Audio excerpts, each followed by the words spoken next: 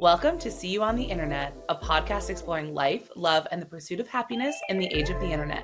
We're your hosts. I'm Kate. And I'm Nicole. Let's get into it. It's 2 girls, 3 dogs today. That is probably the one thing, not the one thing, but the main thing I miss about being 2 girls, 1 formula was the 2-girl bits. The 2-girl bit was so good. Like we could brand everything. Yeah. And it 100%. I miss that. Yeah. I know. It was a good time. It was a good era in our lives for sure. Oh man, how are we doing today, Nicole? How are you? You know, I was feeling pretty tired today.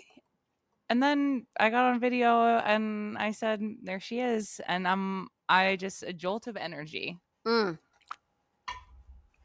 I feel that. I feel the same way. I was also pretty tired today. Long day. Long day. It's a 3-day in office week for me. I go between 2 and 3 days every other week. And just the start of a 3-day week really just kind of like, it gets you. Yeah, imagine how I feel. 4 days. 4 days. I couldn't. I didn't go yesterday because I said I simply can't engage with this. Like, hey, no squeakers. I couldn't even hear it. Quiet on set. Quiet on set, dogs. Yeah, I don't know. It's just, here's the thing, is if I was 3 days every week, I think I would be fine.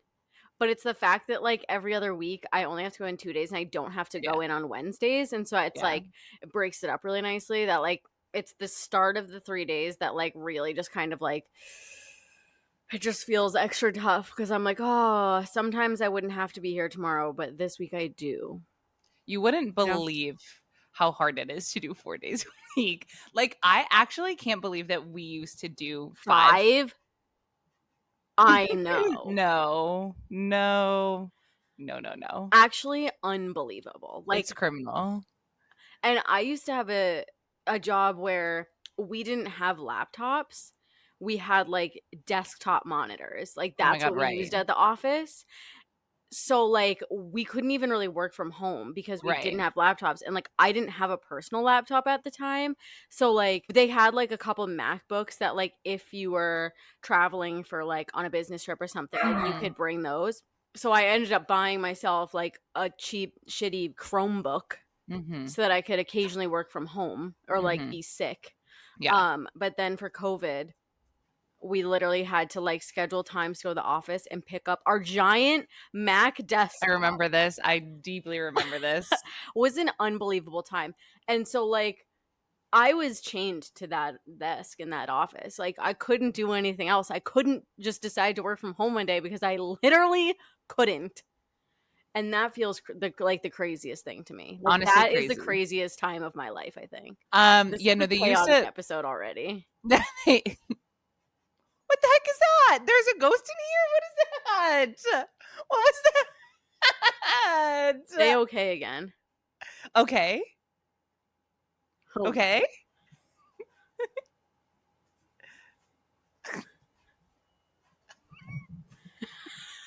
I didn't know that they did that on here. I thought that was only a Zoom functionality. I don't know that they do that. Do you think that when we upload the recording that'll be there? Couldn't tell you. Kind of hope so.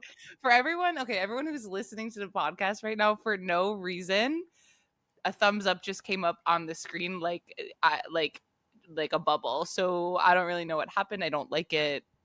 Something is afoot, and the dogs are staring at me now. So there's an entity here with us today.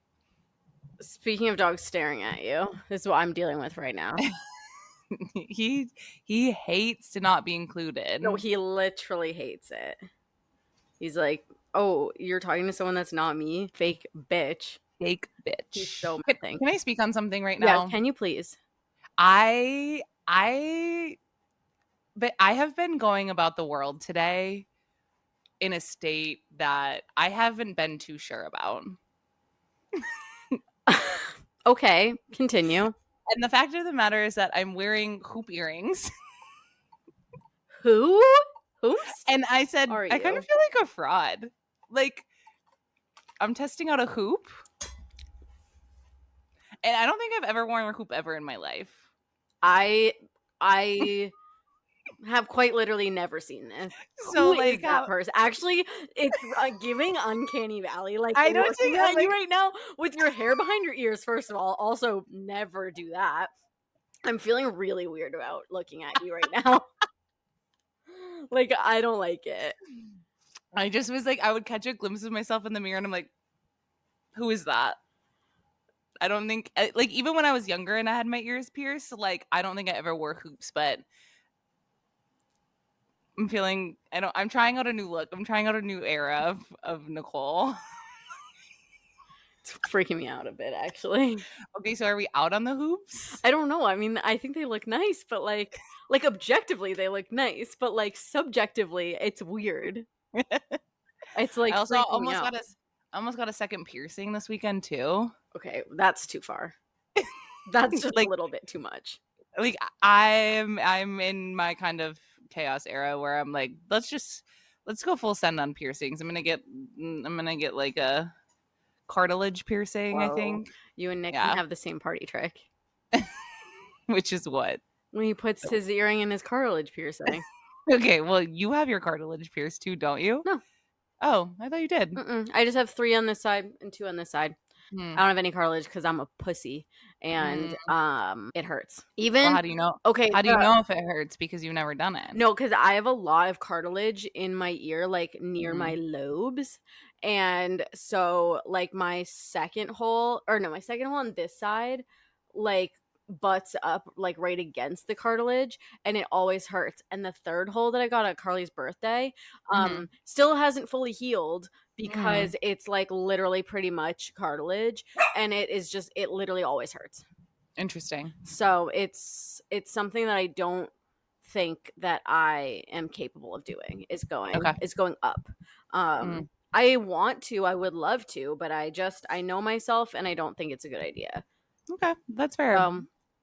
And this season of life is all about knowing yourself. Exactly. So don't push it. But I don't know if I know myself fully, and that's why I'm testing out right now. Should I test out a new look?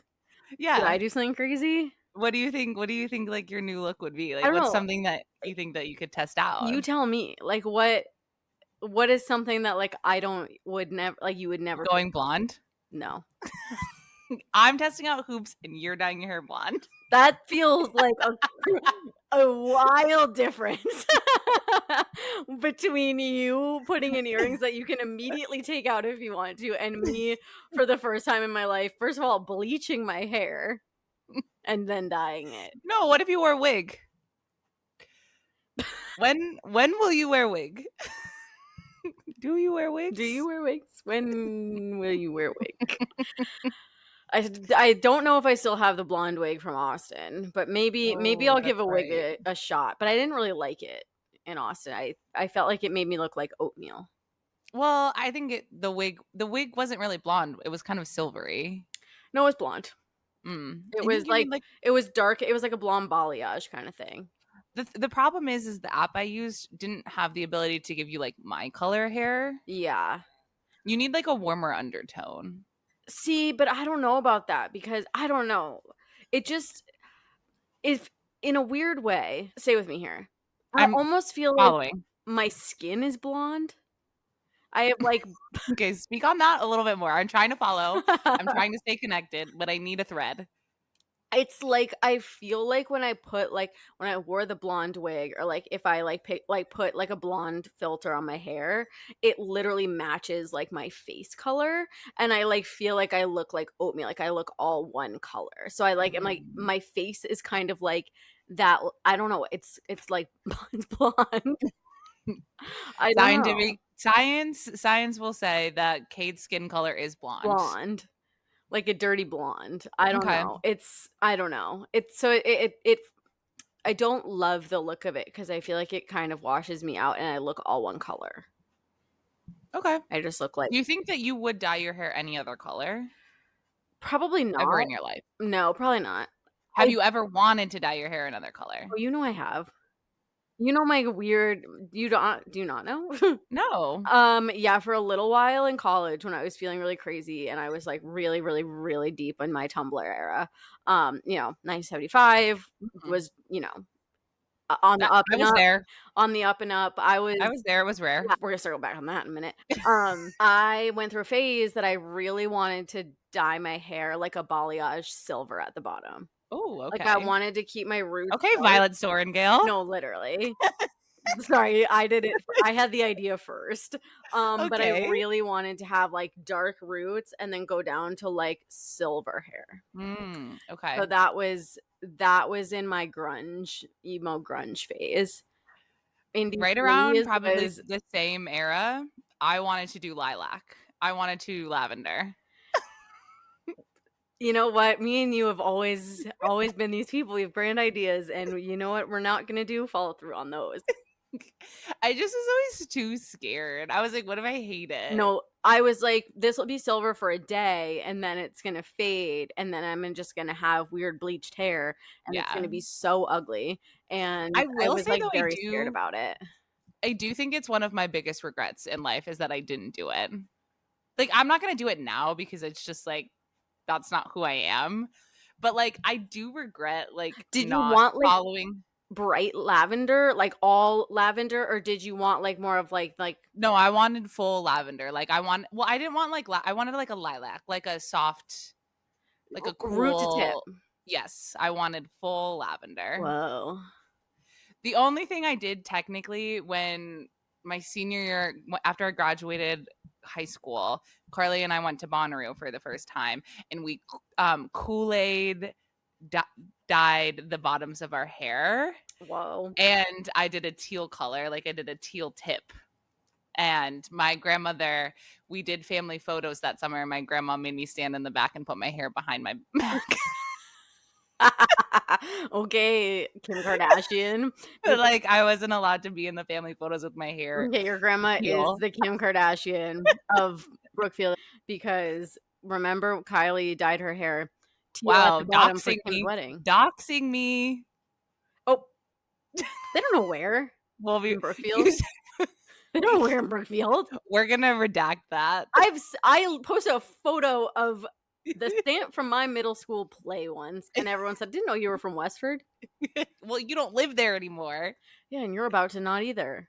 And you're not even there. You're in New York. True. We say you're from Brooklyn all the time. Same My thing. grandma also, this was not it. This was in Connecticut. Oh. By the way, dox yourself then. Anyways. Okay, here's the thing that I want to talk about today. Okay, talk about it. Speak on it. I posted an Instagram story. Yeah. With a hot take about Taylor Swift and the life of a showgirl. Yep. And I would like to get into that in more detail. Okay, let's do it. But what I want you to do you have the glasses I asked you to bring? Of course I do. Everyone watching and listening, don't put them on yet. Sorry. Please grab a pair of glasses, not drinking glasses, but reading glasses, blue light glasses, your real glasses, I don't know. And what we're going to do, everyone's 3D glasses with the lenses punched out. Exactly. Whatever you need. And what we're all going to do right now is we're going to put on our critical thinking glasses. Okay. Putting them on. These critical thinking glasses are going to allow us to see things objectively, relatively unbiased. And we are not going to pass judgment. We are not going to get upset. We are not going to get defensive. We are going to be able to look through these critical thinking lenses. They're not our rose-colored glasses. Rose-colored glasses. No. Those are a different pair of glasses. Those are different. Those are not the ones we have on today. No, these are critical thinking glasses, because we're about to dive into a topic that is very polarizing and some people have a very hard time reconciling with. And that is constructively critiquing Miss Taylor Allison Swift. So, keep these glasses on for the duration of this conversation. Let's get into it. Do you have something that you want to kick the conversation off with? What kind of brought this up for you? What brought it up for me was that I saw that Taylor posted an Instagram story, and I clicked on it, and it was just an ad of hers for her new merch which is a long sleeve shirt with just a photo of herself. I think it's the bathtub photo. And then also the orange sparkly cardigan. Yeah. And I just said, actually, I've had enough. You said, enough is enough. And okay, I think we've seen this before with Taylor's albums and her like promo cycles, but it's feeling very like obvious this time around that like her marketing of a new album it's feeling very disingenuous, very like cash grabby, and very tone deaf to like the state of like the world. Yeah. Like it's the constant countdowns on her website for what are the announcements, a different version of the same thing that's been sold the other 5 to 10 times but with a new photo. Like and vinyls are not cheap. $40 for those of you that are hearing impaired, it is $40. It's like, so you're gonna spend $40 when she first drops them. You're like, hell yeah, got my vinyl.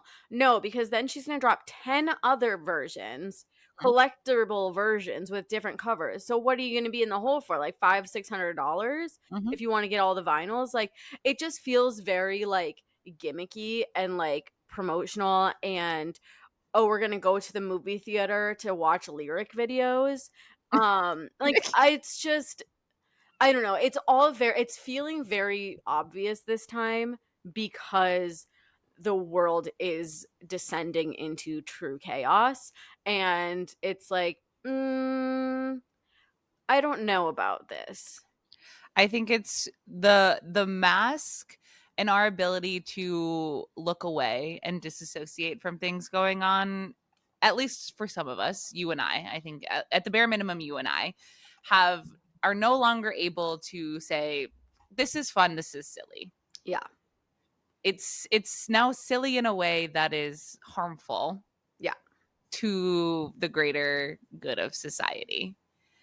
And I think one of the things is that obviously I think there's always been issues with how Taylor Swift promotes her music, especially in this new era of her masters and re-recording some of her old albums, right? Like, yes, she was able to re-record and she owned those versions, but it brought her in $1 billion more because now people were buying a second version of an album they already had. Yep.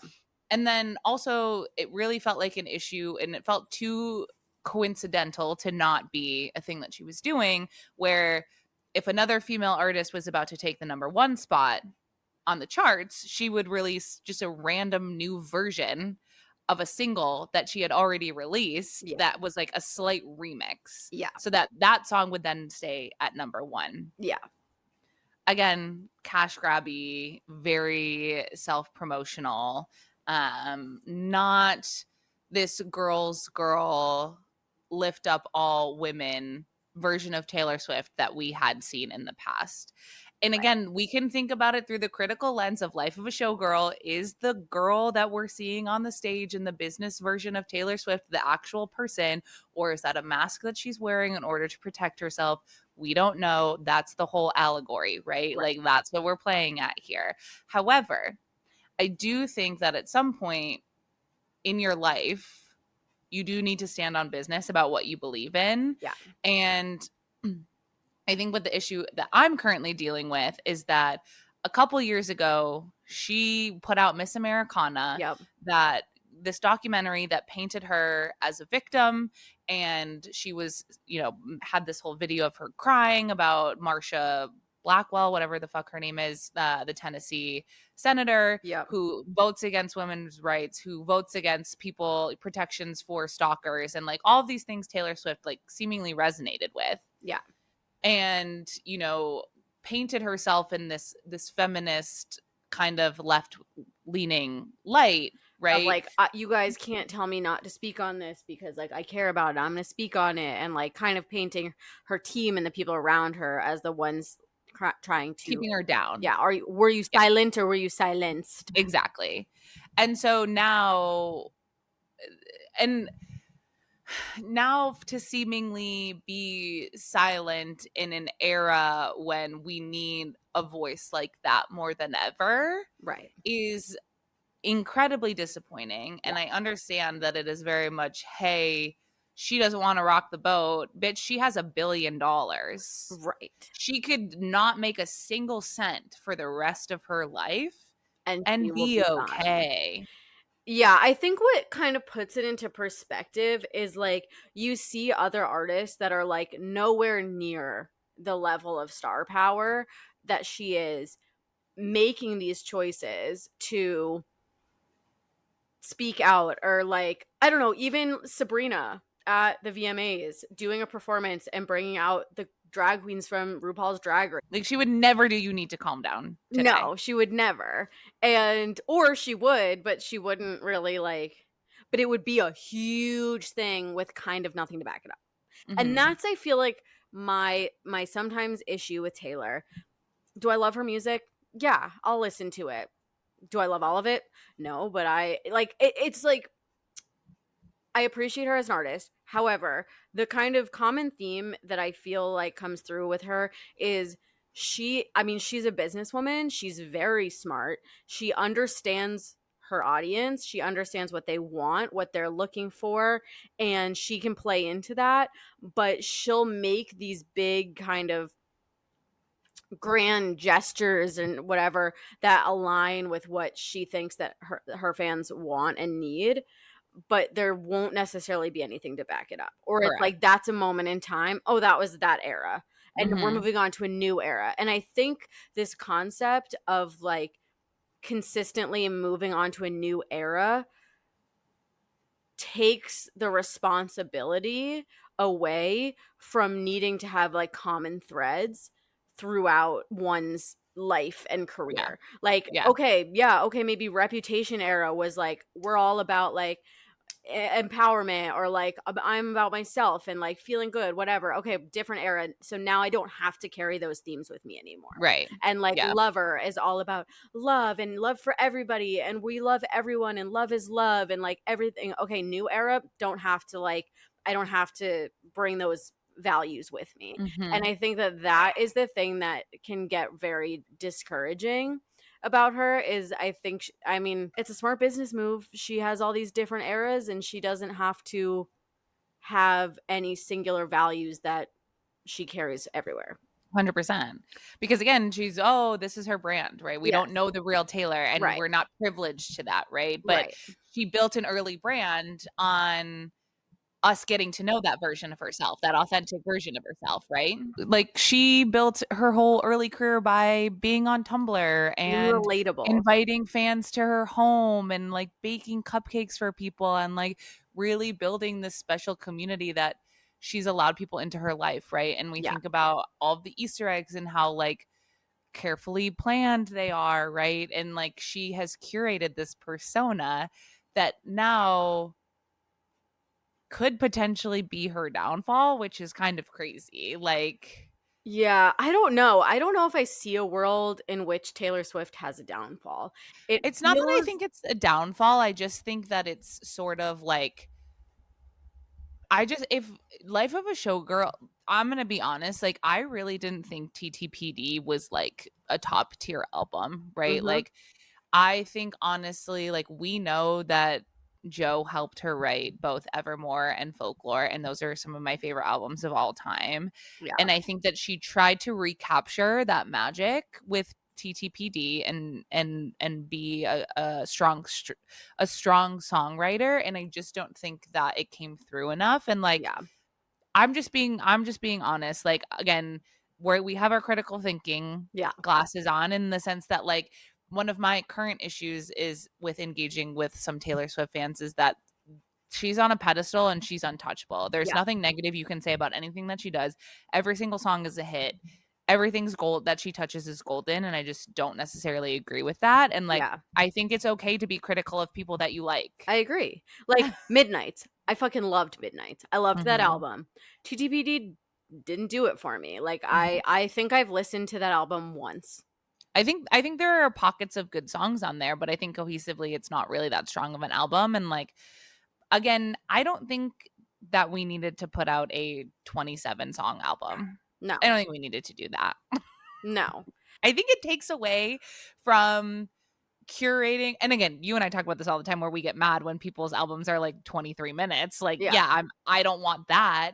But I do think that there is an art in curating a very specific set of songs that tell a story on an 100%. album.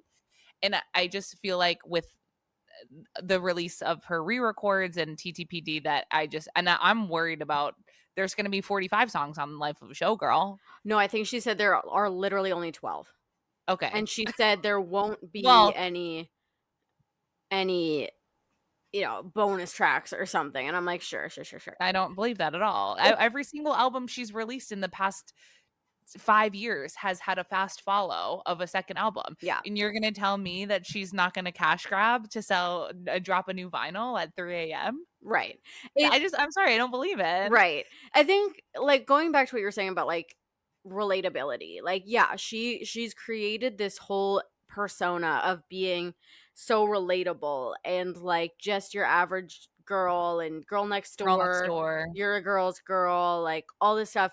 But then it's like she doesn't necessarily do anything anymore that gives that feeling. I think people were so thrilled that she was on the New Heights podcast with Travis, because they're like, oh, we actually get to see her, kind of just speaking and talking about herself, and like, with Travis, and bouncing off Jason. Like, we never she doesn't do interviews, she doesn't do any of these things where it's like you can't really see that, and it's like, okay, because this feels doesn't have to right, anymore, but it's like, okay, oh yeah, like this feels relatable. And then you hear it went through 40 rounds of edits from her team afterwards.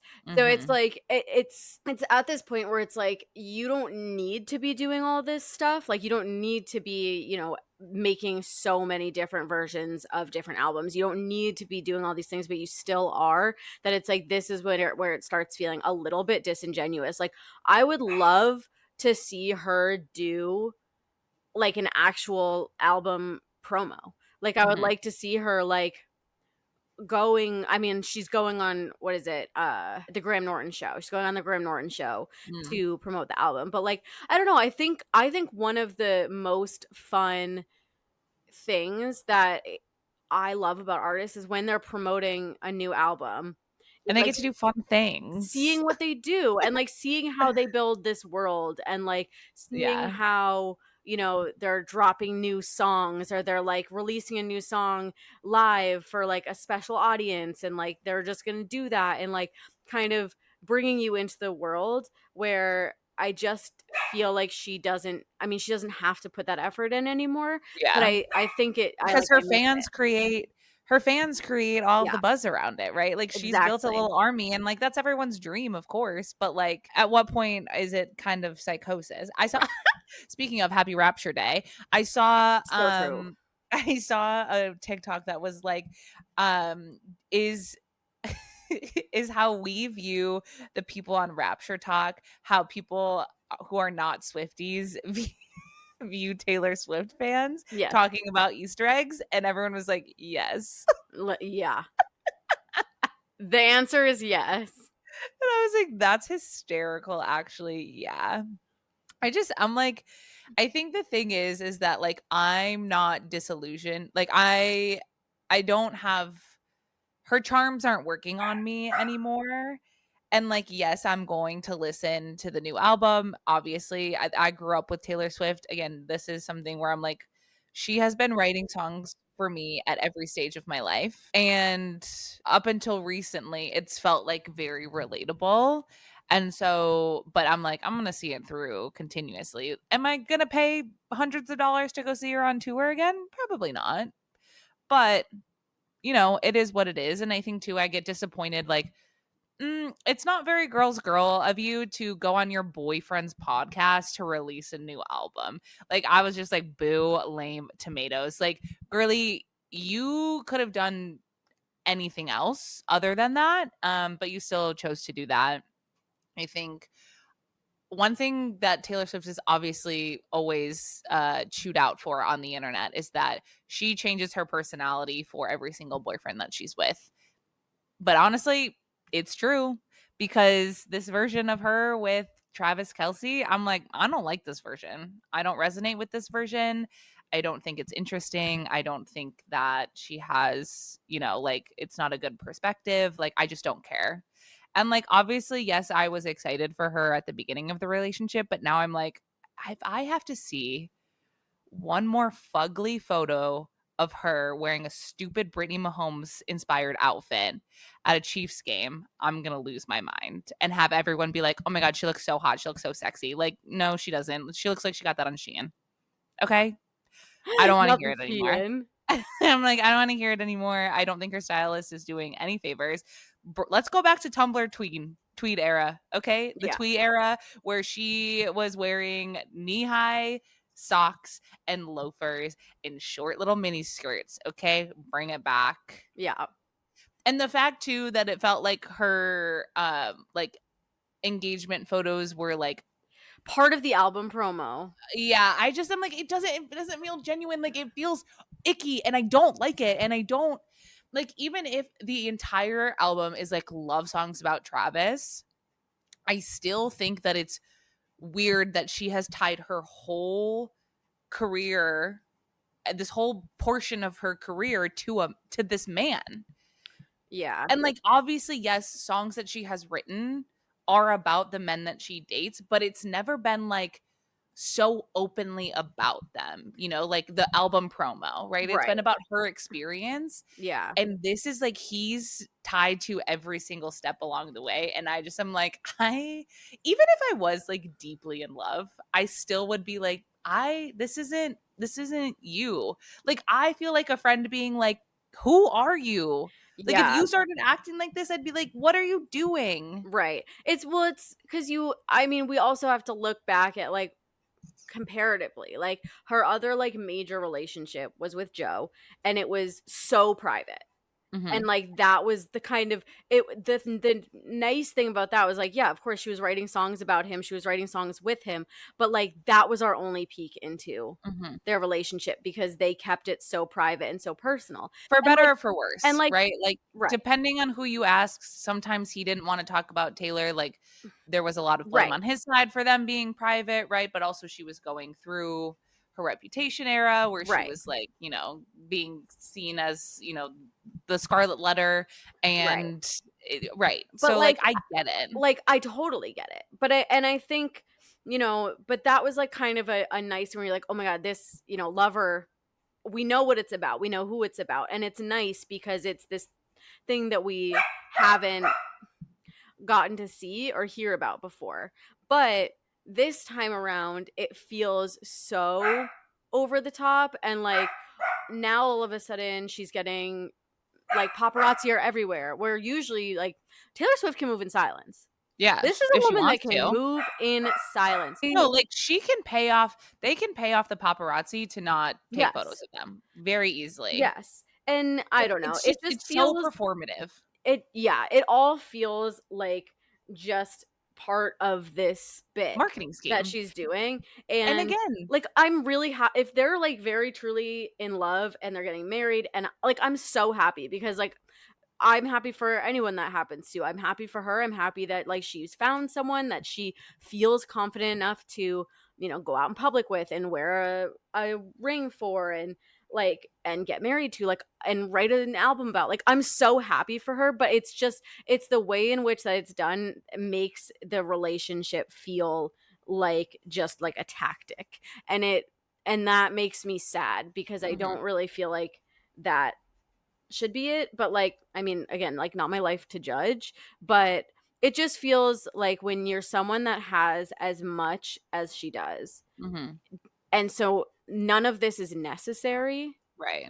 That's where it's just like, right. It's the fact that like none of this needed to happen this way. And it's also like, again, I've been having a lot of discussions around just the state of our worlds. Yes. And decisions that are being made, and all about following the money and understanding why things are happening in the way that they're happening. If all you just do is follow the money trail, you'll understand why things are happening the way that they're happening. Right. Everyone's like, yes, like we did it. Like Jimmy Kimmel's coming back. We did it. Disney lost $4 billion overnight. Yeah, justice prevails. Like, it's the principal. He's back, but it's like, no, it's just because their stock absolutely fucking tanked, and so they have to put their money where their mouth is and now bring it back because they're losing. In the past year, Taylor Swift's influence brought the NFL $1 billion in revenue. Billion with a B, okay? Yeah. This was a organization that was really struggling to capture a new audience. They were struggling on sales. They were struggling to fill stadiums. Now, all of a sudden, Taylor Swift is in the mix, and they've captured the attention of the other 50% of the nation. Yeah. Okay? And that's not to say that the relationship is not real. That is just to say that I'm sure a lot of decisions are made because there is a lot of money to be made for a lot of people involved. Mm-hmm. And that's why this is happening in the way that it's happening, right? Yeah. And so, but you just have to recognize that. And I think it's okay to recognize that and be like, yeah, that's okay. And I'm still going to like the music, right? But it's another thing to be like, that's not happening. Because, yeah, it is happening. And again, I'm not saying that their relationship is fake, that they don't love each other. But I think a lot of decisions are intentionally made in order for the two of them and the organization of the NFL to make a fuck ton of money. Yeah. And that's sure. If that's how you want to play it, that's fine by me. But let's just be honest about it, right? Let's not pretend that Taylor Swift is not being put on a pedestal and she can't do anything wrong. This is the conversation around how people are like, there is no ethical billionaire, right? We can wax poetic about how, yes, Taylor Swift pays her employees really well. Everyone who was on tour with her was really taken care of. That's incredible. That's really great. But at some point, who is she taking advantage of? Oh, it's the fans, because she's doing 10,000 different vinyls and charging you an arm and a fucking leg for an itchy Shein cardigan so that she can get more money. Right. I think it's just, because I feel like she's done this before. She's done multiple versions of vinyls before. She's done kind of this whole marketing campaign for a lot of her albums. Most of them have been like this. But I feel like what's painting it differently right now is just the state of the world. And it is, 100%. There's potential wars, there's genocide, there are not potential wars, there's wars, there's wars, there's wars, there's wars, there's other potential wars that are coming to compound on top of those wars. There's a genocide happening. There are people that are just blatantly getting their rights ripped away from them. And there's a lot of things that are really kind of dark and bleak right now.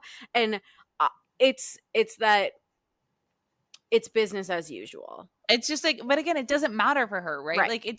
She doesn't have to acknowledge any of that because nothing will ever happen to her. Right.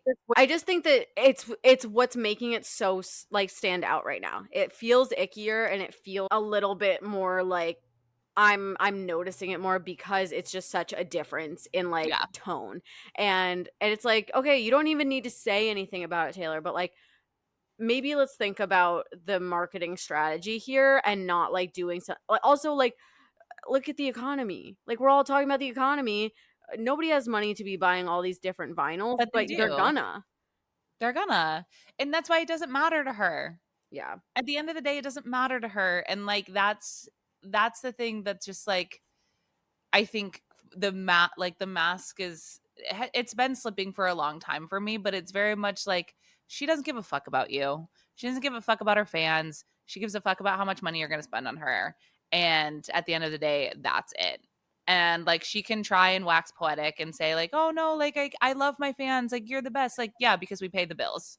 Yeah. And she's not this version of Taylor anymore who is an up and coming songwriter who is really building community with her early fans. That's not her anymore. And that's fine. But I don't want her to still continue to pretend and put on this facade that she is that version anymore, because she's not. And it's disingenuous. Yeah. Anyway, you have anything else to say?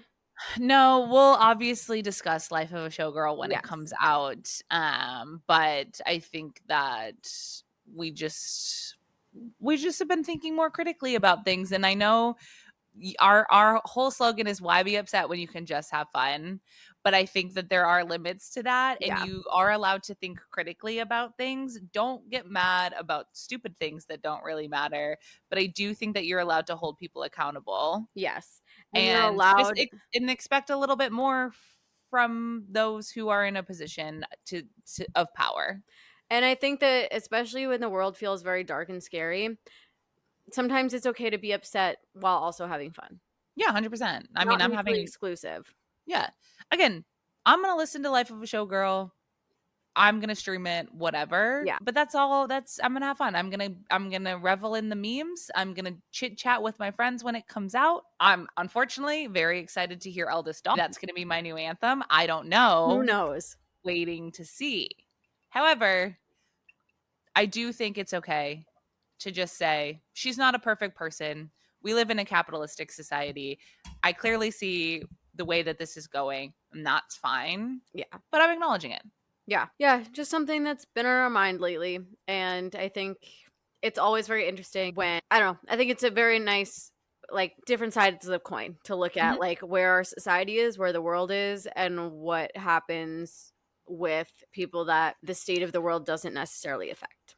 I know. I'll be really curious to see where she's at, like how her career progresses in the next year, right? Like, how public is that wedding going to be, right? Like, is it going to be in People magazine? Like, is she going to be Kim Kardashian and like sell every single facet of that wedding to make money?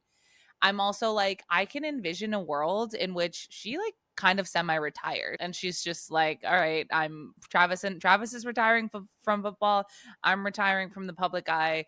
They go off and do their own thing for a little bit. Like, I can see it happening. Yeah. But I think it'll truly it'll be interesting to see what happens in the next year or so, and like especially around their wedding. Yeah, absolutely. So I mean, it's so interesting because I feel like for so long everyone was like, we'll never know when Taylor gets engaged. We'll never know when she gets married. I mean, there was all those rumors about her and Joe potentially being engaged. Right. It's like even married. Yeah. It's like we'll never know. And then all of a sudden, not only do we know because she's wearing a ring, but we know that's the size of the fucking sun. Which, sorry, okay, I'm worried that she's gonna get Kim Cade with that thing. Like, what are we talking about here? Like, again, we are in pretty dire times. People are desperate. You just can't be wearing a 300. How much was that? $3 million ring. How much it had to have been? Yeah, like millions of dollars. You can't just be wearing that out and about. You can't just be wearing that to an NFL stadium. She's gonna get, people are always posting on TikTok about how they have their vacation rings. Yeah. And it's like moissanite or whatever. And that's gonna be Taylor with her like fake stage costume jewelry ring. Yeah. At the end of at Arrowhead Stadium. Like, girl, I hope so. Girl, I'm scared for you. Yeah. Well, we can take our critical thinking lenses off if we'd like. Yeah. Enough of that. That was fun, guys. Thank you all for participating critically. But listen, in good fun. And it's not one or the other. It's not mutually exclusive. We are not Taylor Swift haters. And I also don't care if you're a Taylor Swift lover. Yeah. We can still be friends. We can reach across the aisle. Yeah. bipartisan Taylor Swift feelings. Exactly. Anything else you would like to chit chat about today, Nicole? No, I don't think so. This was fun, though. This was fun. An episode full of dogs. The two that you're with are so sweet. Mine is a devil right now. I'll figure out. They're both fast asleep. God. Curled up in their little beans. Mine just hates not being paid attention to. So I gotta go give him attention so he shuts the fuck up. Okay, go give him a kiss for me. I love you. This was fun. So, all right. Well, which is crazy that so she's not doing any singles. She's just gonna put the album out, which I mean, it's fine. But like, I really, really thought that they released the engagement photos because she was gonna put a single out that week, so that she would be eligible for the Grammys this year, but she won't be because she hasn't put anything out. Interesting. That is an interesting move. Maybe she knows there's too many other good albums. Probably. And she wouldn't win. Things to think about, things to consider. Get that brain cranking. I guess we'll see. There's nothing for us to do but wait. Exactly. Well, this was fun. This was very enjoyable. We will be back a new episode. We didn't talk about our thoughts on The Summer I Turned Pretty. Have to be next. I don't have any thoughts other than I'm pissed that they're doing a movie. So those are my thoughts on The Summer I Turned Pretty. I think they could have done 3 less episodes of Jeremiah and Belly planning that stupid fucking wedding, and they could have given us what we wanted, but instead now we have to wait. Yep. For a movie. Which, and you want to know what? Once again, Nicole, follow the money and see where it goes. I know. I'm like, it's all because it's all money. It's all because of money. Everything is about money. Sex or money. That's what everything's about, baby. Amen. Sex, money, power. Amen. It's fine. Well, I'm gonna make myself feel better tonight by cuddling with my dog and watching Great British Baking Show. I love that. I'm reading a new cowboy romance, so I'm going to get into that. Thai food just got delivered into my Elsie Silver era. Let's go. Back in it, babes. All right. Until next time, guys. We'll see you next Tuesday. Bye. Thanks for listening to See You on the Internet. To keep up with the fun between episodes, make sure to follow us at See You on the Internet Pod on both Instagram and TikTok. And to join in on the fun on the podcast itself, call the Kate and Nicole hotline at 646-780-9063 or email us at hi@seeyouontheinternetpod.com. We'll be back with a new episode soon, but in the meantime, we'll see you on the internet.